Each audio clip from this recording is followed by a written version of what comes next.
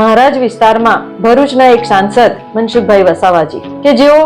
મારા માટે વાણી વિલાસ કરી રહ્યા છે, ખોટા શબ્દોનો પ્રયોગ કરીને મારી પ્રતિષ્ઠાને હાનિ પહોંચાડી રહ્યા છે, ત્યારે હું એમને કહેવા માંગુ છું કે એમણે થોડા સમય પહેલા એમણે કહ્યું હતું કે હું ચૈતરભાઈ વસાવાને સમર્થન કરું છું, પરંતુ મારે એમને કહેવું છે કે જે ડેડિયાપાડાના ધારાસભ્યશ્રીની વાત કરે છે એ તો એમના ભાણિયા થાય છે અને એ પોતે સમર્થન કરે છે એવું એમણે એક વિડીયોના માધ્યમથી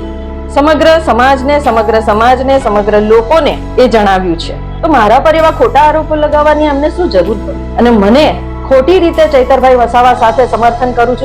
કરું છું કરીને જે સંડોવવાનો પ્રયત્ન કરે છે, મારી પ્રતિષ્ઠાને જે ઝાંખપ લગાડવાનું કામ કરે છે, એમના જેવા વડીલ વ્યક્તિ તરીકે એ જ્યારે આવી વાહિયાત વાતો કરતા હોય, પોતાની જ પાર્ટીની એક દીકરી માટે એ જે શબ્દોનો પ્રયોગ કરી રહ્યા છે એ ખરેખર ખૂબ જ દુઃખદાયક છે કે 5મી તારીખે તમારા ઉપર જે પત્ર આવ્યો અને એ પત્રની તમે જે પ્રેસ કોન્ફરન્સ કરી છે ને, એ પ્રેસ કોન્ફરન્સમાં તમે બધું જણાવ્યું છે કે